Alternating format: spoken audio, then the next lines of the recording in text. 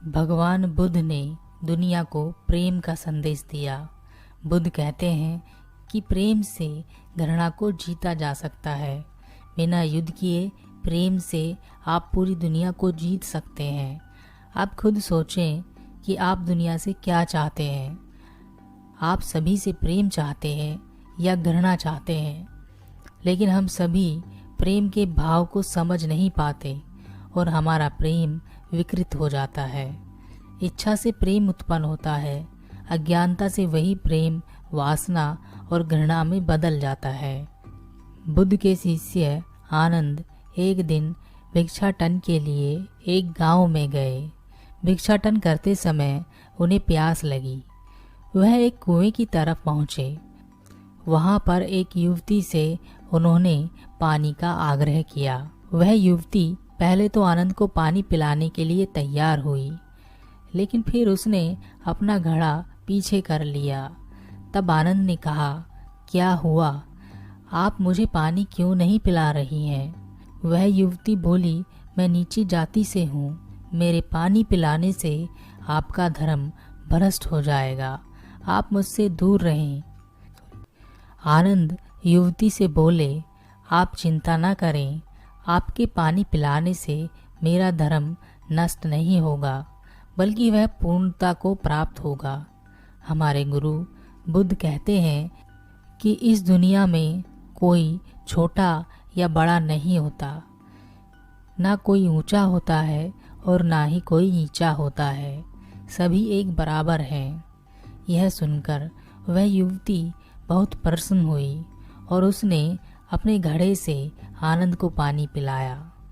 आनंद पानी पीकर वहाँ से चले गए।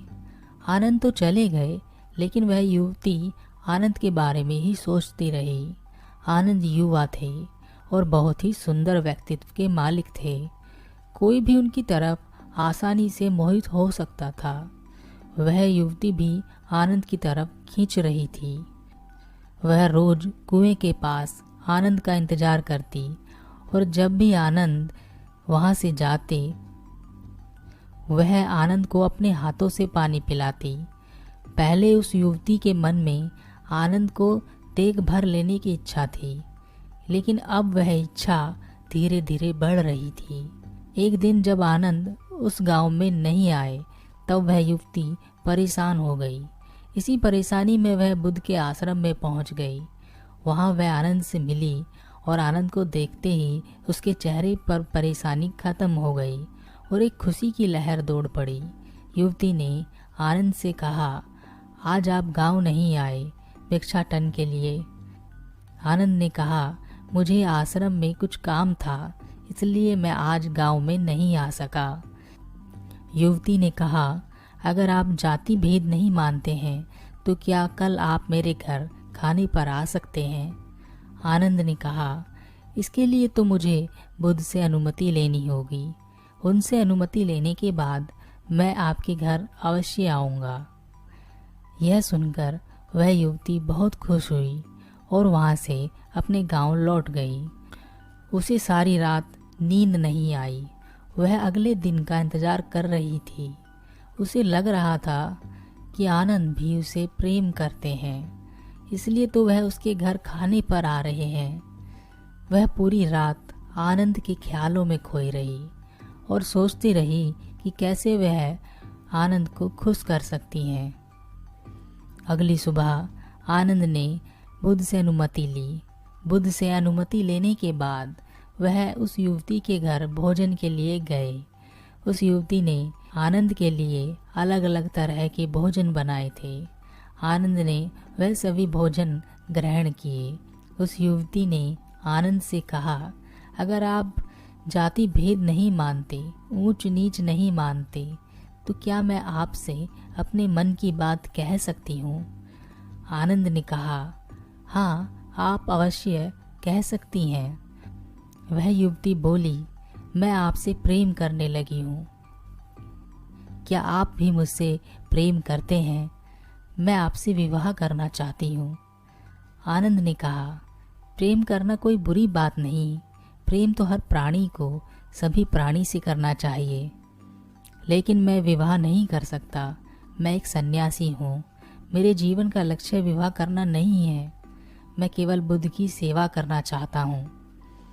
वह युवती बोली, आपको बुद्ध की सेवा करने से नहीं रोकूंगी, बल्कि मैं आपका हर कार्य में साथ दूंगी। आनंद ने कहा, जो तुम सोच रही हो वह नहीं हो सकता। यह कहकर आनंद वहां से चले गए। अब उस युवती का प्रेम पीड़ा में बदल गया। वह आनंद को हर कीमत पर पाना चाहती थी। सुबह शाम पूरे दिन वह केवल आनंद के बारे में सोचती। उसका मन अब किसी बात में नहीं लगता था। उस युवती की माँ को जब यह पता चला, तब उसने अपनी पुत्री के दुख निवारण हेतु एक रास्ता अपनी पुत्री को बताया। उसने अपनी पुत्री से कहा, पुत्री, तुम अपनी माँ पर भरोसा रखो। आनंद तुम्हारा ही होगा। तुम उसे खाने पर बुलाओ। मैं उसके खाने में बेहोशी की दवाइयाँ मिला दूंगी, जिससे वह बेहोश हो जाएगा और तुम उससे गंधर्व विवाह कर लेना। पहली बार युवती बहुत खुश हुई, लेकिन फिर उसने माँ से कहा, क्या यह सही होगा? माँ ने कहा, प्रेम में सही और गलत नहीं देखा जाता पुत्री। वह युवती अगले दिन आनंद के पास पहुंची और उसने आनंद से कहा, क्या आप मुझसे नाराज हैं? आनंद ने कहा, नहीं, मैं किसी से नाराज नहीं हूँ। आपने ऐसा कोई कार्य नहीं किया है जिससे कोई नाराज हो सके। वह युवती बोली, अगर आप मुझसे नाराज नहीं हैं तो क्या आप फिर से मेरे घर पर भोजन के लिए आएंगे? आनंद ने कहा, ठीक है, मैं बुद्ध की अनुमति लेकर भोजन के लिए आऊँगा। अगले दिन आनंद युवती के घर पहुँचे। उस युवती ने आनंद के लिए अलग अलग तरह का भोजन बनाया था और आनंद को भोजन परोसा। उनमें से एक भोजन में वह बेहोशी की दवाइयाँ मिली हुई थी। आनंद उस भोजन को खाकर बेहोश हो गए। तब उस युवती की माँ ने अपनी पुत्री से कहा, पुत्री, अब तुम आनंद को अपना बना सकते हो। तुम आराम से गंधर्व विवाह कर सकती हो। पुत्री ने कहा, माँ, मुझे यह कुछ ठीक नहीं लग रहा। क्या ऐसा करना उचित है? माँ ने कहा, उचित और अनुचित के बारे में सोचती रहोगी तो आनंद तुम्हें कभी नहीं मिलेगा। उस युवती को अपनी माँ की बातें सही लग रही थी। तब वह युवती तैयार होकर वरमाला लेकर आनंद के समीप पहुंची, लेकिन तभी आनंद की बेहोशी टूट गई और उन्होंने उस युवती को अपने समीप वरमाला लेकर खड़े देखा। वह युवती भी घबरा गई और आनंद ने उस युवती को अपने से दूर किया। आनंद उस युवती से कुछ कहे बिना ही वहां से चले गए और वह युवती कुछ ना बोल पाई।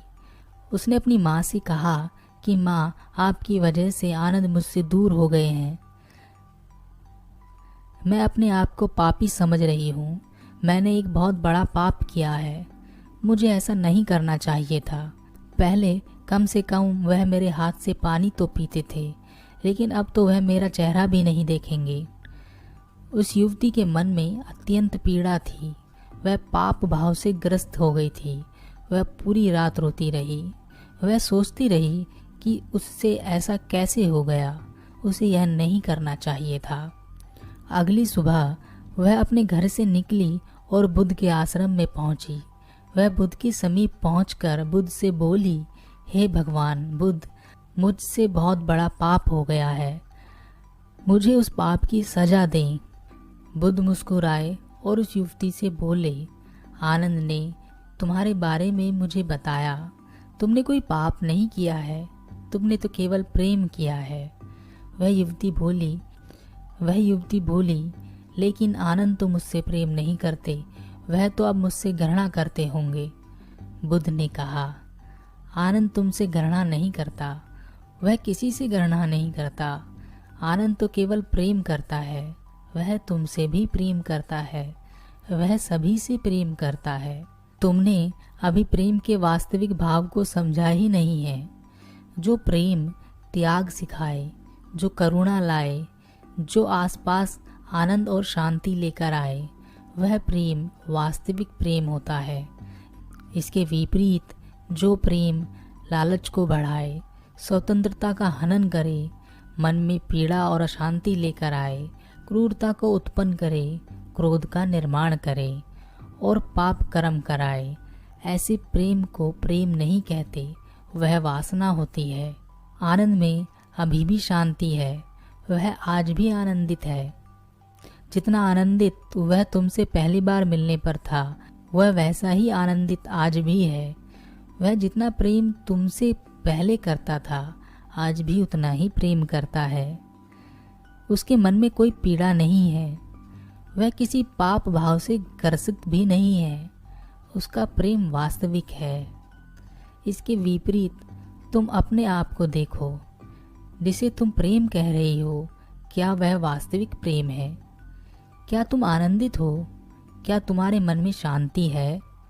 क्या तुम्हारे प्रेम ने तुमसे गलत कार्य नहीं कराया? पहले तुम कितनी खुश थी, लेकिन अब तुम्हारी सारी खुशियां छिन गई हैं। तब तुम कैसे कह सकती हो कि तुम प्रेम करती हो?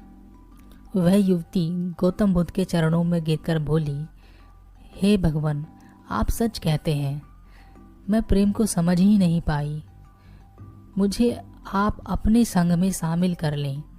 मैं भी वास्तविक प्रेम को सीखना चाहती हूँ। हम सभी लोग किसी न किसी से प्रेम करते हैं। माता पिता अपने बच्चों से, भाई बहन से, पति पत्नी से, प्रेमी प्रेमिका से, सभी को प्रेम चाहिए।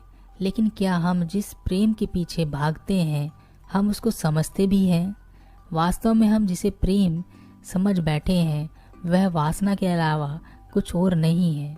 अगर आपका प्रेम आपको स्वार्थ की तरफ धकेल रहा है, तब आप समझ जाना कि आप प्रेम नहीं करते, बल्कि आपका कोई निजी स्वार्थ है जिसके कारण आप प्रेम का ढोंग कर रहे हैं। क्योंकि वास्तविक प्रेम लेना नहीं बल्कि देना सिखाता है, और उस देने में भी हमारे पास कुछ कमी नहीं आती, बल्कि हम एक सकारात्मक ऊर्जा से परिपूर्ण हो जाते हैं, जिससे जो भी आपसे मिलता है वह भी आनंदित होता है। कहते हैं कि एक माँ अपने बच्चों से निस्वार्थ प्रेम करती है।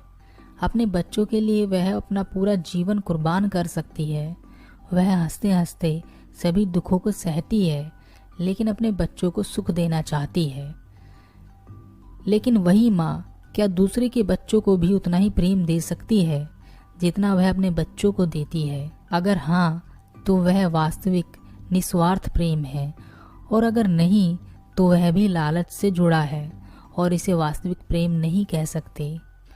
वास्तविक जागृति से पूर्ण प्रेम में लालच, वासना और स्वार्थ के लिए कोई जगह नहीं होती।